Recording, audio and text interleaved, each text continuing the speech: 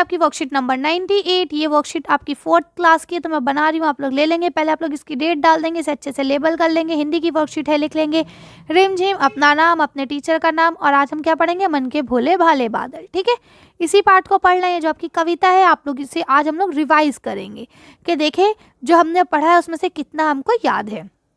अब क्या लिखा है, प्यारे बच्चों, आपने पाठ में पर्यायवाची शब्दों के बारे में पढ़ा था।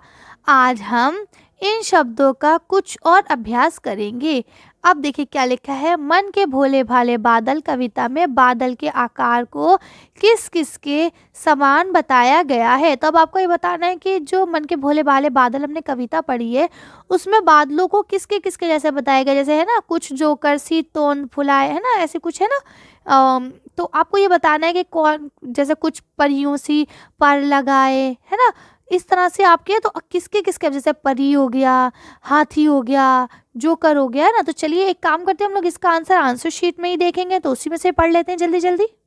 आंसर देखिए, यहाँ से लिखेंगे कि जोकर, हाथी, ऊंट, परी। ठीक है, 4 जैसे इन्होंने बताए हैं। चलिए अगला क्वेश्चन पढ़ते हैं। यहाँ लिखा है बादलों को तूफानी क्यों कहा गया है। तो चलिए इसका आंसर देखते हैं कि क्यों कहा गया है तूफानी। तो अब इसका आंसर यहाँ से लिखेंगे, बादल हमेशा शोर मचाते हुए आते हैं। अगला क्वेश्चन लिखा है बादलों से ढोलक बजने की आवाज़ कैसे आती होगी। तो लिखा जब बादल टकराते होंगे तब ये आवाज़ आती होगी। ठीक है, यानी जब ये आपस में टकराते हैं तब आवाज़ें आती हैं। चलिए अगला क्वेश्चन पढ़ते हैं। अब देखिए यहाँ आपका जो क्वेश्चन दिया गया है, प्रश्न नंबर 4, नीचे दिए गए शब्द समूह में से उस शब्द पर गोला बनाइए जो सामने वाले शब्द का पर्यायवाची है। ठीक है, अब देखिए हवा, तो पर्यायवाची का मतलब क्या होता है कि एक ही नाम के कई कई शब्द।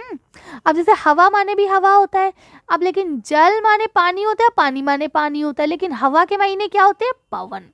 तो आप पवन पे गोला लगा देंगे क्योंकि हवा का पर्यायवाची क्या है, पवन। ठीक है ना। अब ऐसे लिखा है संसार, संसार माने हो गया पूरी दुनिया। ठीक, तो अब दुनिया का पर्यायवाची क्या होगा, जग, जग माने दुनिया।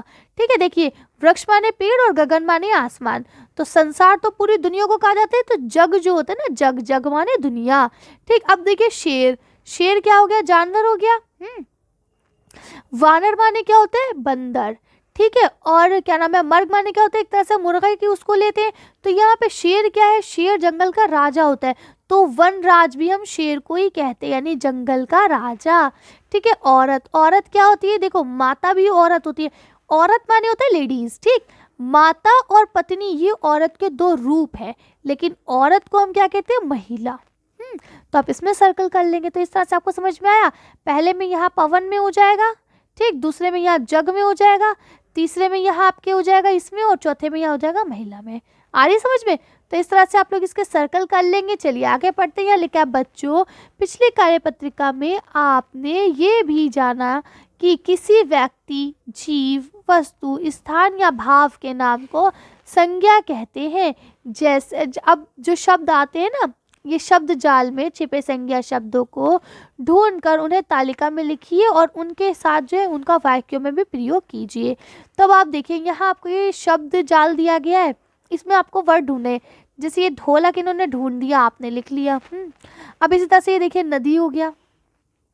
ठीक, पहले काम करते हैं हम लोग यहाँ पे ढूंढ लेते हैं, फिर यहाँ पे लिख के ये वाक्यों में आंसर शीट में देख लेंगे।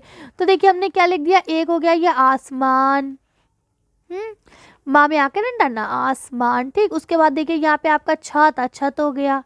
ठीक, किसी भी चीज़ का नाम जो होता है वो संज्ञा होती है, तो एक हो गया आपका छत। ठीक, एक हो गया आपका आसमान। ठीक है, दूसरा आपका क्या हो गया, नदी, ये रहा नदी। ठीक है, इसके अलावा आपका क्या हो जाएगा और बताइए, नाला, नल। ठीक है, कितने हो गए, 4 हो गए आपके। एक और आपको बताना है, 5 बताने हैं ना, जल्दी से बताइए और कहाँ पे। देखिए इसके अलावा भी बहुत सारे हैं, अगर आप लोग चाहें तो आप लोग उनको भी लिख सकते हैं, लेकिन फिलहाल मैंने जो छोटे छोटे हैं उनको ही लिख लिया है, तो आप लोग उसको भी लिख सकते हैं। चलिए आगे बढ़ते हैं। देखिए अब आपका जो लास्ट बचा है वो ये बचा है बादल। तो इस तरह से आपके 5 हो गए, बादल हो गया, है ना, आसमान यहाँ से हो गया, ये आपका छत हो गया, इसी तरह से आपके ये हो गया नल। तो इस तरह से आप ये सारे 5 6 जो भी है लिख लेंगे। यहाँ ये देखिए ये हो गया आपका नदी, चाहे नदी यहाँ बना लिए चाहे नदी यहाँ बना लिए, दोनों जगह नदी बन रहा है। ठीक, तो चलिए अब इसका आंसर देखते हैं। यहाँ पे हम लोग आंसर देख लेते हैं। अब देखिए यहाँ ढोलक लिखा हुआ था, हमने क्या लिखा, ढोलक बज रहा है। नदी, नदी का पानी साफ होता है। बादल, बादल आसमान में है। छत, छत पर मत जाना। नल, नल से पानी आता है। आसमान, आसमान नीला है। ठीक है, तो इस तरह से मैंने ये सारे लिख दिए हैं। अब आप लोग साफ साफ लिख लेंगे, और अगर कोई प्रॉब्लम होती है तो आप लोग अपने पेरेंट्स से मदद लेंगे, और फिर भी अगर समझ में नहीं आता है तो आप लोग मुझे कमेंट्स कर सकते हैं। चलिए तो आगे पढ़ लेते हैं अब हम लोग। क्या अब यहाँ लिखा है, बच्चों क्या आपको पता है? अब क्या पता है एक बार देखते हैं। राष्ट्रीय एकता दिवस, राष्ट्रीय एकता दिवस प्रतिवर्ष 31 अक्टूबर को मनाया जाता है।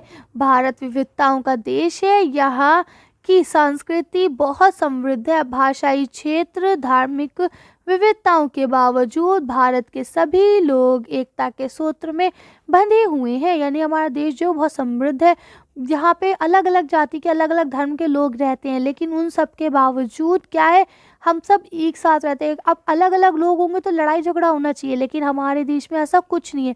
इसीलिए हमारे देश में क्या है, हमेशा एकता बनी रहती है। इसी के साथ देखिए आपको यहाँ एक छोटा सा गीत दिया गया है, जो कि मुझे बहुत अच्छा लगता है। जब मैं छोटी सी थी तो मैं बहुत पढ़ती थी, क्योंकि हमारे म्यूज़िक टीचर ही हमें सिखाते थे, और मुझे बहुत अच्छा लगता था इसे गाना। हिंद देश के निवासी सभी जन एक है, रंग रूप वेश भाषा चाहे अनेक है।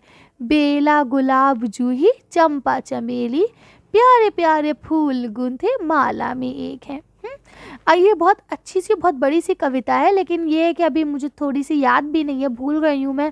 काफ़ी टाइम हो गया मुझे पढ़े हुए, लेकिन आप लोग की डायरी में लिखी है ये स्कूल की, आप लोग उससे पढ़ेंगे और लर्न करेंगे। ठीक, अभी आपके टीचर्स को कहा गया है कि वो आपकी हेल्प करें और आपको अच्छे से समझाएं। उसके अलावा यहाँ पे आपके पेरेंट्स के लिए कहा गया है कि बच्चों को बताइए कि राष्ट्रीय एकता दिवस सरदार वल्लभ भाई पटेल की जयंती यानी उनके बर्थडे वाले दिन मनाया जाता है। क्यों? क्योंकि वो भारत के उप प्रधानमंत्री भी थे, और उन्हें आयरन मैन ऑफ इंडिया यानी भारत का लोहे का आदमी भी कहा जाता है। ठीक है, और उन्हें उनकी ही जन्मदिन पर ये एकता दिवस इसलिए मनाया जाता है क्योंकि उन्होंने 562 जो ऐसे रियासतें थीं जो अलग थी, उनको उन्होंने एक साथ जोड़ा था, यानी एकता में लाए थे सबको वो। ठीक है, तो इस तरह से आज की वर्कशीट को हम लोग ये खत्म करते हैं। आज की वीडियो में बस इतना ही। अगर आपको हमारी वीडियो पसंद आई हो तो प्लीज़ इसे लाइक और शेयर करें। अगर अभी तक आपने हमारे चैनल को सब्सक्राइब नहीं करा तो प्लीज़ हमारे चैनल को सब्सक्राइब करें। Thank you for watching.